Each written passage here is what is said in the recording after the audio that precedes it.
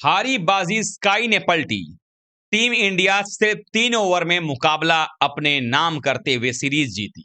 कैसे आखिरकार ये संभव हो पाया और कैसे स्काई ने ये मुकाबला पलटा, ये आपको मैं इस वीडियो में बताऊंगा।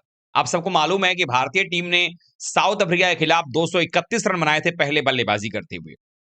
जवाब में 232 रनों का पीछा कर रही साउथ अफ्रीका की टीम के लिए जिस प्रकार की ओपनिंग शुरुआत हुई क्विंटन डिकॉक की तरफ से, पहले 3 ओवर में पावर प्ले के 43 रन बन चुके थे।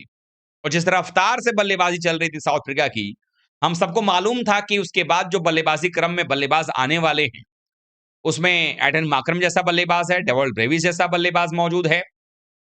उसके बाद मार्को यंसन भी उनके पास मौजूद हैं। डेविड मिलर जैसे हिटर हैं। यानी कि ऐसे-ऐसे बल्लेबाज मौजूद थे जो अगर गेम और आगे बढ़ता जाता, तो जो 12-13 का रिक्वायर्ड रन रेट भी अगर होता, 14 का भी होता अंतिम के 4-5 ओवर्स में, और अगर ये बल्लेबाज बचे रह जाते तो टीम इंडिया के लिए मुश्किल ही नहीं, नामुमकिन कर देते इस मुकाबले में वापसी के लिए। लेकिन एक ही चीज फायदा होता है आपके सामने कि अगर आपने 231 बनाया हुआ है, तो स्कोर बोर्ड का प्रेशर जो है माउंट होता है। लेकिन जब आप डिफेंड कर रहे होते हैं उस स्कोर को भी, तो कप्तान की सूझबूझ बहुत काम आती है। सूर्य कुमार यादव बल्ले से कुछ खास नहीं कर पा रहे हैं। मैच के बाद उन्होंने ये बयान दिया भी कि सिर्फ एक ही चीज सीरीज में अच्छी नहीं हुई है और वो है मेरी बल्लेबाजी। यानी सूर्या इस बात के लिए कंसर्न है कि उनकी बल्लेबाजी अच्छी नहीं हो रही है, लेकिन आगे वो ध्यान देंगे। लेकिन जो कप्तानी रही है, जिसके बारे में बार-बार चर्चा होती रही है कि डगआउट से गौतम गंभीर ऑपरेट करते हैं, लेकिन इस मुकाबले के अंदर में साफ तौर पर दिखाई दिया कि 10 ओवर के बाद गौतम गंभीर जब मैदान पर आए तो उन्होंने जो कुछ भी बात किया हो, लेकिन गेम का पासा पलटने में सूर्य कुमार यादव ने पहले ही अपना योगदान दे दिया था। खास बात यह रही कि आज जब वो कप्तानी कर रहे थे इस मुकाबले के अंदर में, तो इसमें उन्होंने क्या किया कि अमूमन आप देखेंगे जब बुमराह हैं और अर्शदीप हैं, तो एक तरफ से बुमराह गेंदबाजी करते हैं, एक तरफ से अर्शदीप सिंह गेंदबाजी करते हैं। लेकिन इस बार चाल ऐसी चली, सुंदर को कुलदीप यादव की जगह खिलाया गया था। पहला ओवर अर्शदीप ने डाला, दूसरे ओवर को दे दिया गया वहां गेंदबाजी करने के लिए वॉशिंगटन सुंदर को। वो 8 रन गेंदबाजी में देते हैं। तीसरा ओवर जो आता है, उसमें अगर देखा जाए तो वहां पर अर्शदीप सिंह के ओवर में 23 रन पड़ते हैं। 3 ओवर में 43 रन बन चुका था।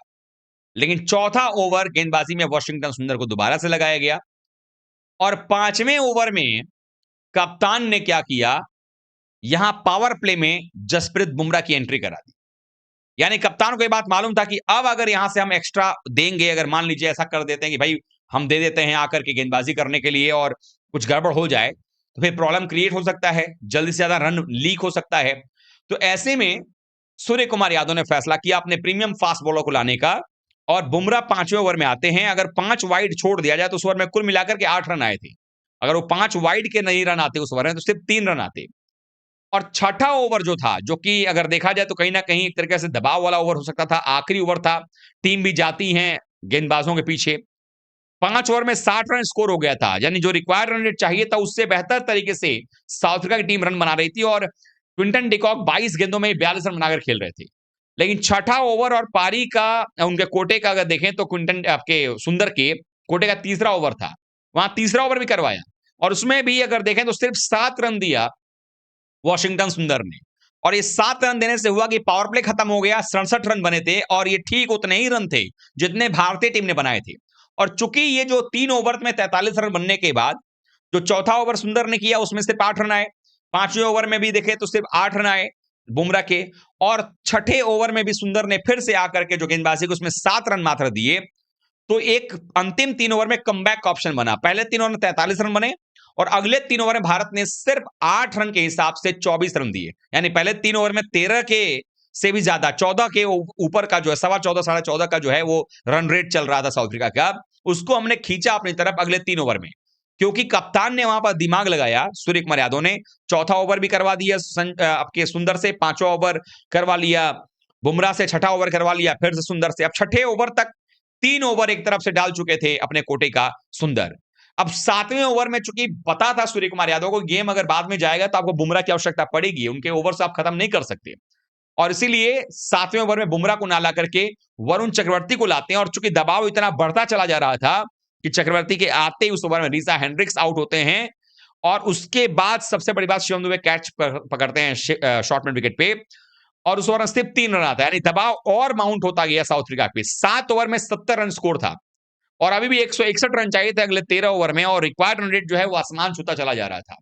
लेकिन ऐसा नहीं था कि 8वें ओवर में कहा गया ठीक है अब तो हम कंट्रोल में आ गए हैं, अब किसी और बॉलर को लगा दिया जाए। नहीं, सुंदर का एक तरफ से 4 ओवर करवा लिया और 8वां ओवर जो था पारी का और सुंदर के कोटे का चौथा ओवर, उसमें भी सुंदर ने कमाल की बॉलिंग की, सिर्फ 6 रन दिए। 8 ओवर में 76 रन स्कोर था, दबाव और बढ़ा दिया गया और 4 ओवर के अपने कोटे में वॉशिंगटन सुंदर ने सिर्फ 30 रन दिए। विकेट भले ना मिला हो, लेकिन एक तरफ से 4 ओवर को उन्होंने संभाल के रखा और अर्शदीप सिंह की जो कुटाई हुई थी पहले 2 ओवर में, उसको कवर अप करने के लिए 1 ओवर बुमराह से करवा लिया और 1 ओवर जो है चक्रवर्ती से करवा लिया और उसके बाद चक्रवर्ती को लगातार लगा के रखा, लेकिन चक्रवर्ती का जो 9वां ओवर था वो भी भारी पड़ा, 23 रन पड़ा। लेकिन फिर भी चक्रवर्ती के लिए एक चीज अच्छी रही कि वो बाद में उन्होंने कमबैक किया और विकेट निकालते नजर आए। लेकिन जब 9वें ओवर में 23 पड़ा और 10वें ओवर में 19 पड़ा, 2 ओवर में 42 रन पड़ गए, तो फिर चिंता की बात यह थी कि 10 ओवर में ही 118 बन चुका था और ज्यादा बनाने नहीं थे, 113 114 रन और बनाने थे अंतिम में 10 ओवर में। लेकिन विकेट लेना की जो जिम्मेदारी थी, जैसे ही लगा कि विकेट लेना ही पड़ेगा, वापस से बुमराह को लगा दिया कप्तान सूर्या ने और पारी के 11वें ओवर में जैसे ही बुमराह आते हैं, उसमें सिर्फ 4 रन देते हैं और विकेट निकाल करके जाते हैं और ये विकेट किसी और का नहीं, सबसे बड़े बल्लेबाज यानी कि क्विंटन डिकॉक का विकेट था, जो कि ऑलरेडी 35 बॉल में 65 बना चुके थे। और ये वो ओवर था जिसके बाद आप ये कह सकते हैं कि कब्र जो है वो खुद चुकी थी साउथ अफ्रीका के इस टीम की, जिस प्रकार गेंदबाजी भारतीय टीम के गेंदबाजों ने किया। तो जो निर्णय लिया गया वहां पर वो काफी कमाल का था सूर्य कुमार यादव का। पहला निर्णय कि उन्होंने सुंदर से 4 ओवर का पूरा कोटा करवा लिया। दूसरा निर्णय कि बुमराह को पारी का जो है वो 5वां ओवर करवाया और तीसरा निर्णय ये ले लिया गया कि वहां पर बुमराह को फिर से ला करके जब मार पड़ी 8वें ओवर 10वां ओवर फिर से करवा लिया गया। यानी कुल मिलाकर के देखें तो एक तरीके से काफी अच्छा जो है वो ऑप्शन बनता नजर आया और उसके बाद भारतीय टीम जो है दबाव बनाती नजर आई और ये दबाव इसलिए भी बन पाया कि फैसला तो कप्तान ने अच्छा लिया ही, उसके पहले भारत जब बल्लेबाजी कर रहा था आमंत्रण पा करके, कप्तान माकरम ने कहा था कि बाद में ड्यू आएगा, उसका हम फायदा उठाना चाहते हैं। लेकिन उसका फायदा वो उठा पाते, ड्यू आया भी मैदान पर। लेकिन भारतीय टीम की बल्लेबाजी में जो बदलाव किया गया, संजू सैमसन आए बल्लेबाजी करने के लिए, 22 में 37 बनाए। अभिषेक शर्मा ने भी शानदार 30s में पारी खेली और दोनों बल्लेबाजों ने ओपनिंग स्टैंड 63 रनों का दे दिया पावर प्ले में। पावर प्ले में इंडिया ने 67 बना भी दिए और 10 ओवर में ही इंडिया जो है 100 रनों को पार कर गया और संजू के आते ही टीम इंडिया जो है 200 रनों का भी आंकड़ा पार कर गया। और इसमें एक बड़ा योगदान हार्दिक पांड्या की बल्लेबाजी का रहा, जिन्होंने 25 बॉल में 63 बनाया। तिलक वर्मा नंबर 3 पर अपनी पोजीशन को और भी सीमेंट करते नजर आए, 72-73 रनों की पारी उन्होंने खेली। तो ये दिखा दिया है कि अगर आपका सेटल बैटिंग ऑर्डर रहेगा जिसमें कोई छेड़छाड़ नहीं की जाएगी अगर, तो टीम इंडिया और बेहतरीन टीम नजर आने लगेगी, जो कि नजर आई 5वें टी20 मुकाबले में। तो भारतीय टीम ने इस मुकाबले को ना सिर्फ जीता है बल्कि सीरीज अपने नाम कर लिया। 3-1 से भारत ने जो है वो सीरीज हराया है इस सीरीज में साउथ अफ्रीका को। लेकिन अब सवाल यही है कि टी20 वर्ल्ड कप के लिए टीम का ऐलान होना है, आज किसी भी पल हो जाएगा ऐलान 1 बजे के बाद और ऐसे में टीम इंडिया का ऐलान न्यूजीलैंड के खिलाफ जो टी20 सीरीज है उसके लिए भी होगा। लेकिन सवाल वही है कि क्या टीम में कोई बदलाव होगा, क्या कोई सरप्राइजिंग एलिमेंट देखने को मिलेगा, क्योंकि टीम इंडिया को अगर वर्ल्ड कप जीतना है तो कोई बदलाव हो या ना हो, एक बदलाव सबसे जरूरी है, संजू को ओपन करवाना और उसके साथ ही साथ आपका बैटिंग ऑर्डर अगर सेट रहेगा, बैटिंग ऑर्डर की पोजीशन में कोई छेड़छाड़ नहीं की जाएगी, तो टीम इंडिया वर्ल्ड कप जरूर डिफेंड करने में कामयाब हो पाएगी। आपको भारतीय टीम की जीत कैसी लगी है और आप वर्ल्ड कप टीम को लेकर क्या कहना चाहते हैं, कमेंट कीजिएगा। वीडियो देखने के लिए बहुत बहुत धन्यवाद।